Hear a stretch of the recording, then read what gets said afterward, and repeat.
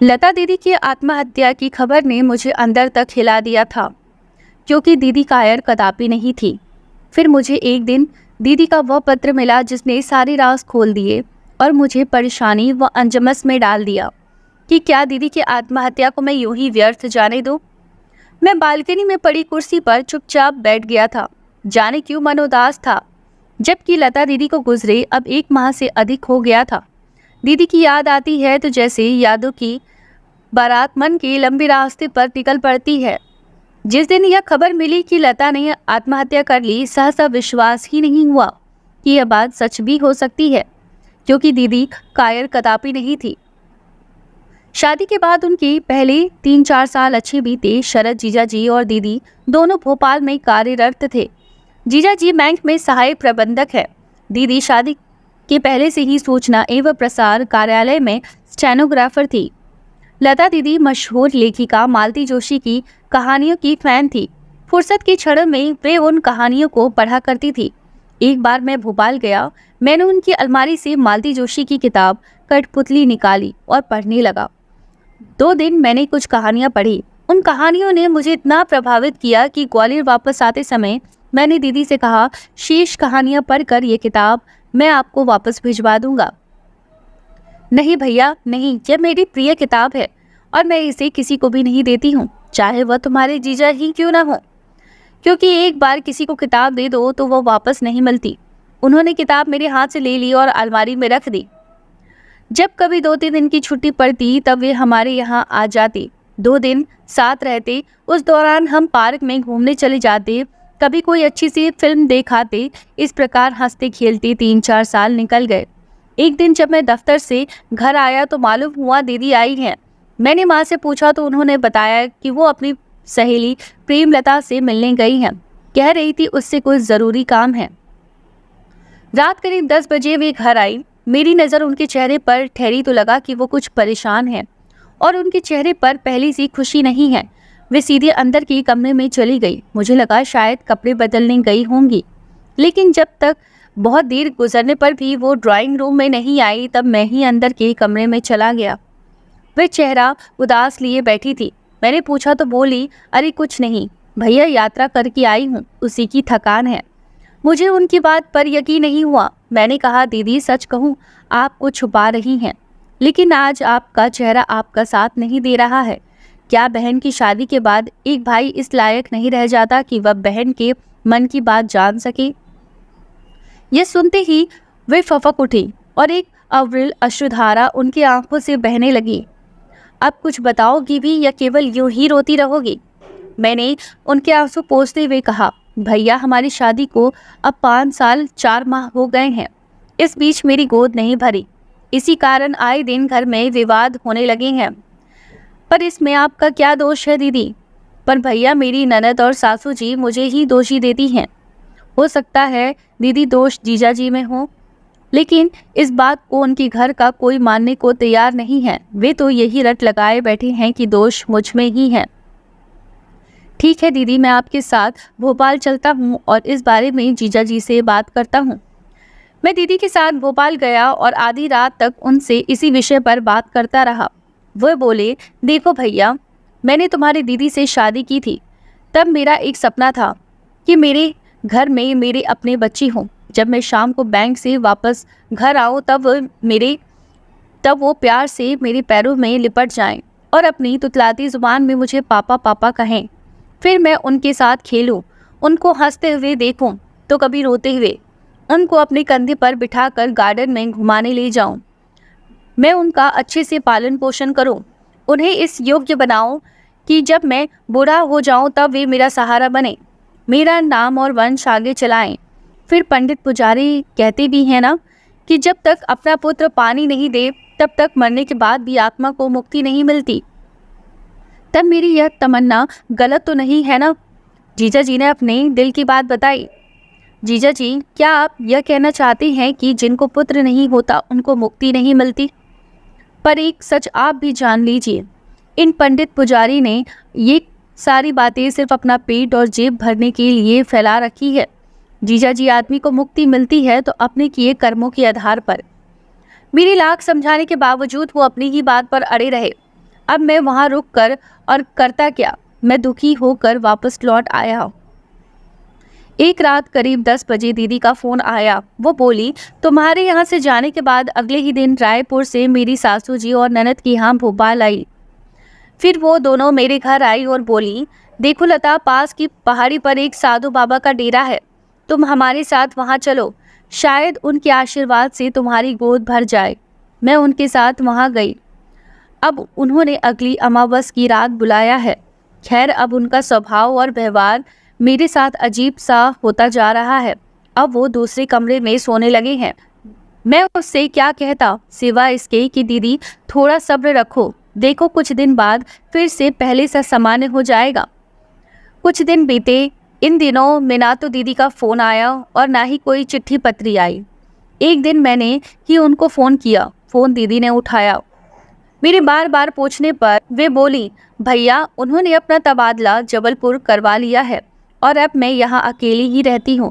कहने के लिए यहाँ उनकी बहन और बहनोई हैं। इतना कहकर उन्होंने फ़ोन रख दिया। वक्त गुजरता गया और 6 माह बीत गए। एक दिन जीजा जी के बड़े भाई साहब, जो हमारे ही शहर में रहते हैं, बाजार में मिल गए। बातचीत के दौरान उन्होंने बताया कि शरद ने जबलपुर में अपने ही बैंक में कार्यरत एक तलाकशुदा महिला से शादी कर ली है। जीजा जी ने दूसरी शादी कर ली, यह सुनते ही लगा जैसे आसमान में कड़कड़ाती हुई एक बिजली चमकी और सीधे मुझ पर आ गिरी हो। मैं स्तंभ रह गया और सोचने लगा कि यह खबर पाकर दीदी पर क्या गुजरेगी। मैंने रात को फ़ोन पर इस बारे में बात की तो वो बोली, भैया मैं जानती थी वो ऐसा ही करेंगे। खैर, अब ये बात छोड़ो, अब तुम मेरी चिंता मत करना। अपनी शादी की बात चलाना और कोई अच्छी सी लड़की मिले तो तत्काल शादी कर लेना। भैया अब मैं किसी तरह से अपनी शेष जिंदगी काट लूँगी। पर दीदी यह अकेलापन। मेरी बात को काटते हुए वो बोली, हाँ भैया, अब एक बात ध्यान रखना, मेरा फ़ोन ना भी आए तो समझ लेना कि मैं अच्छी हूँ। उन्होंने रोते हुए फ़ोन काट दिया। 2 माह बाद मेरी शादी पक्की हो गई। मेरी शादी में दीदी आई ज़रूर, लेकिन पूरे समय खामोश रही। शादी पर उन्होंने मुझे जो उपहार दिया, मैंने उसे सबसे अधिक अनमोल उपहार मानकर अपनी अलमारी में सहेज कर रख दिया। शादी के बाद मैंने अपनी पत्नी के साथ हनीमून के लिए चला गया। वहाँ से वापसी के तत्काल बाद मैंने ड्यूटी ज्वाइन कर ली। एक रात करीब 10:30 बजे फ़ोन की घंटी बजी। फ़ोन पुलिस स्टेशन से था। लता नाम की महिला ने यहाँ आत्महत्या कर ली है, आप तत्काल आ जाइए। यह सुनते ही मैं सन्न रह गया। माँ को साथ लेकर मैं भोपाल पहुँचा। दीदी का अंतिम संस्कार मुझे ही करना पड़ा। मैंने अपनी तरफ से जीजा जी को फ़ोन पर सब कुछ बता दिया था, लेकिन वे नहीं आए। दीदी की आत्महत्या के लिए सिर्फ जीजा जी ही जिम्मेदार हैं। उन्होंने दीदी को असंख्याएं प्रार्थनाएं दी हैं। वे कब तक सहती? इस प्रकार का अकेलापन किसी अजन्म कारावास से कम दुखद होता है क्या? पहले जीजा जी का अलग कमरे में सोना, फिर उसके बाद बिना कुछ बताए चुपचाप जबलपुर तबादला करवा लेना और उसके बाद वहां जाकर दूसरी शादी करना। दीदी के साथ ये उनका अक्षम्य अपराध है। मैं केवल उनको ही दीदी का अपराधी मानता। मैं यादों के दायरे से बाहर निकला और बिस्तर पर आकर लेट गया। अलका मेरी पत्नी मायके गई है, इसीलिए अकेलापन जैसे मुझे निकलने के लिए मेरी तरफ बढ़ रहा है। फिर उसमें दीदी की यादें। तभी मुझे उनके द्वारा शादी में दिए अनमोल उपहार की याद आई। मैं तेजी के साथ कमरे में गया, अलमारी खोली और उसमें से दीदी का दिया उपहार निकाला। अब मेरे सामने दीदी का दिया सिल्वर पेपर में लिपटा अनमोल उपहार था। मैंने सिल्वर पेपर का आवरण हटाया तो आश्चर्यचकित रह गया। दीदी ने मुझे अपनी जान से प्यारी लगने वाली किताब कठपुतली उपहार स्वरूप दी थी। मैंने उस किताब का पहला पृष्ठ पलटा। उस पर दीदी ने अपने हाथ से लिखा था, प्रिय अनमोल भैया को शादी पर एक बहन का अनमोल उपहार। भैया, जिंदगी में कभी किसी को अपनी कठपुतली मत बनाना और ना ही खुद किसी की कठपुतली बनना। तुम्हारी दीदी लता। उनके द्वारा लिखे शब्द पढ़कर मैं भाव विभोर हो गया और उसी अवस्था में किताब के अगले पृष्ठ पलटाने लगा। तभी उसमें से एक कागज़ ज़मीन पर जा गिरा। मैंने उस कागज़ को उठाकर पढ़ना चालू किया तो मेरी आंखें पथरा सी गई। वह दीदी का पत्र था, सिर्फ मेरे नाम उन्होंने लिखा था। प्रिय अनमोल भैया, सर्वप्रथम ये पत्र सिर्फ तुम्हारे लिए है, यह याद रखना। इस पत्र द्वारा मैं कुछ सच्चाइयाँ तुम्हारे सामने लाना चाहती हूँ जिनसे तुम अभी तक अभिज्ञ हो। भैया, मेरी सासू जी और ननद आए दिन मुझे ताने मारती थी कि तुम्हारी शादी को अब 5 साल से अधिक समय हो गया है, अब तो तुम्हारी गोद भरनी ही चाहिए। आस पड़ोस की महिलाएं और मेरी सहेलियां भी पूछती रहती थी कि बहू कैसी है, अभी उसे बच्चा हुआ या नहीं। अगर ना हुआ हो तो किसी साधु या बाबा के आश्रम में ले जाकर उनका आशीर्वाद दिलवाओ। भैया, ऐसी बातों से मैं आहत तो होती ही थी, उसमें भी ये एक और घटना हो गई। हमारे पास के गंगा रेड्डी जी के यहाँ उनकी बहू की गोद भराई का कार्यक्रम था। मैं भी वहाँ गई थी। एक एक करके सब स्त्रियां गंगा रेड्डी भाभी के गोद भर रही थी। जब मैं उसकी गोद भरने के लिए उठी तो उसने यह कहकर मुझसे गोद भरवाने से इनकार कर दिया कि मैं एक बांझ औरत से अपनी गोद नहीं भरवाऊंगी।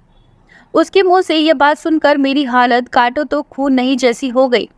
मैं वहां से अपमानित होकर अपने बेडरूम में आकर रोती रही। एक दिन यह बात मैंने अपनी ननद को बताई तो वो बोली, इसमें गलत ही क्या है, 5 साल से अधिक समय हो गया है, इतने सालों में तुम्हारी गोद नहीं भरी तो लोग तुम्हें बांझ ही कहेंगे ना। भैया, तुम्हें याद होगा एक बार मैंने तुम्हें फोन पर बातचीत के दौरान भोपाल के पास स्थित पहाड़ी पर एक बाबा के डेरे पर जाने की बात कही थी। भैया, पहली बार मैं वहां अपनी सासू जी और ननद के साथ गई थी। तब वे बोली थी, उन बाबा का आशीर्वाद पाकर कई स्त्रियां की गोद भर गई हैं, तुम हमारे साथ चलो, हो सकता है उनके आशीर्वाद से कोई चमत्कार हो जाए। वे मुझे पहाड़ी पर स्थित बाबा के डेरे पर ले गई। बाबा के डेरे पर एक बोर्ड लगा था, टेंशन भगाने वाले बाबा का आश्रम। उसके नीचे लिखा था, यहाँ जड़ी बूटियों से भी सभी प्रकार की तकलीफों का उपचार किया जाता है। वहाँ बहुत से परेशान पुरुष और महिलाएं बैठे थे। बाबा एक एक करके क्रम से सबको अपने पास बुला रहे थे। जब मेरा नंबर आया तो बाबा बोले, मैं तेरी परेशानी समझ गया हूँ, तेरे साथ कौन आया है। मैंने इशारे से बताया कि मेरी ननद जी साथ आई हैं। वे मेरी ननद से बोले, बहन, मामला पुराना हो चुका है, समय लगेगा पर फल ज़रूर मिलेगा। इसे 4 माह तक अमावस की रात्रि को यहाँ लाना, तंत्र मंत्र पूजा पाठ और हवन आदि करने पड़ेंगे। ये सारे काम रात को एकांत में गर्भगृह में होते हैं। फिर उन्होंने मेरे गले में एक ताबीज़ बांधा और ननद से कहा, अब तुम इसे अमावस की रात को यहाँ लाना। बाबा के कहे अनुसार मैं ननद के साथ 3 माह तक अमावस की रात पहाड़ी पर बाबा के डेरे पर जाती रही। चौथी अमावस की रात जब हम बाबा के डेरे पर पहुंचे तब बाबा मेरी ननद से बोले, बहन, आज रात 11 बजे गर्भगृह में विशेष तांत्रिक महापूजा में इसे बिठाया जाएगा। चूँकि यह तंत्र क्रिया एकांत में ही की जाती है, इसीलिए तुम चाहो तो घर चली जाओ और रात 1 बजे के बाद इसे अपने साथ ले जा। उनके कहने पर ननद जी घर चली गई। उसके बाद वे बाबा लोग मुझे एक अंधियारे गर्भगृह में ले गए और उन्होंने मुझे एक हवन कुंड के सामने बिठा दिया। फिर उन्होंने कुछ देर तक जोर जोर से मंत्रोच्चारण किया। उसके बाद बाबा बोले, अब तुम एक एक करके अपने बदन के वस्त्र उतारो और इस हवन कुंड में डालती जाओ। मैंने वस्त्र उतारने से साफ इनकार कर दिया। तब पीछे से एक साधु बाबा ने मेरे हाथ पकड़े और दूसरे ने मेरे साथ ज़बरदस्ती करना चालू किया। मैं ज़ोर ज़ोर से चिल्लाई भी, लेकिन शहर से दूर पहाड़ी पर मेरी आवाज़ सुनने वाला कोई न। उस रात मैं उन दुराचार का शिकार हो गई। वे दुराचार करने के बाद मुझे पहाड़ी से नीचे फेंकना चाहते थे, लेकिन बहुत संघर्ष करके मैं वहाँ से जान बचाकर भाग आई। भैया, दुराचार का शिकार होने के बाद मैं तत्काल आत्महत्या करना चाहती थी, लेकिन उस स्थिति में मेरी सासू जी और ननद मुझे ही अपराधी मानती, इसीलिए मैं जान बचाकर घर आई। जब मैंने यह घटना अपनी ननद को बताई तो वो बोली, मुझे क्या पता था कि वहाँ तुम्हारे साथ ऐसा होगा। हम लोग तो यही चाहते थे कि तुम्हारी गोद भर जाए और हमारे भैया को उनका वंश चलाने वाला मिल जाए। जब मेरी सासू माँ को इस घटना के बारे में मालूम पड़ा तब वे बोली, लगता है मेरे नसीब में मेरे मरने के बाद भी मुझे कोई पानी देने वाला नहीं है। भैया, अब तुम ही बताओ, ऐसी मैली ज़िंदगी जीकर मैं क्या करूं? तुम्हारे जीजा जी ने मेरे जीवन में जो अकेलापन भर दिया है उससे मैं तंग आ चुकी हूँ, इसीलिए सोचती हूँ कि आत्महत्या कर लो। भैया, याद रखना, ये पत्र सिर्फ तुम्हारे लिए है, इसीलिए इसका जिक्र कभी किसी से मत करना, पुलिस से भी नहीं। तुम्हारी दीदी लता। पत्र पढ़ने के बाद मेरे मन में ये बात पक्की हो गई कि दीदी की मौत के लिए सिर्फ जीजाजी दोषी हैं। अब दिल तो यही करता है कि दीदी का यह पत्र पुलिस को सौंपकर जीजाजी और तथाकथित झूठे बाबाओं को उनके किए की सजा दिलवाऊं। लेकिन दीदी के पत्र में लिखे शब्दों का भी सम्मान मुझे रखना है कि भैया याद रखना, ये पत्र सिर्फ तुम्हारे लिए है। इसका जिक्र तुम कभी किसी से ना करना, पुलिस से भी नहीं। मैं परेशान हूँ और अंजमस में पड़ा हूँ कि क्या करूँ। क्या दीदी की आत्महत्या को यूं ही व्यर्थ जाने दो? शायद इसी स्थिति को इंसान की बेबसी कहते हैं। दोस्तों, इस कहानी के बारे में आपकी क्या राय है कमेंट में अवश्य बताएं, और वीडियो अगर पसंद आई हो तो लाइक करें और चैनल को सब्सक्राइब करना ना भूलें। मिलते हैं ऐसी ही किसी अन्य कहानी में। धन्यवाद।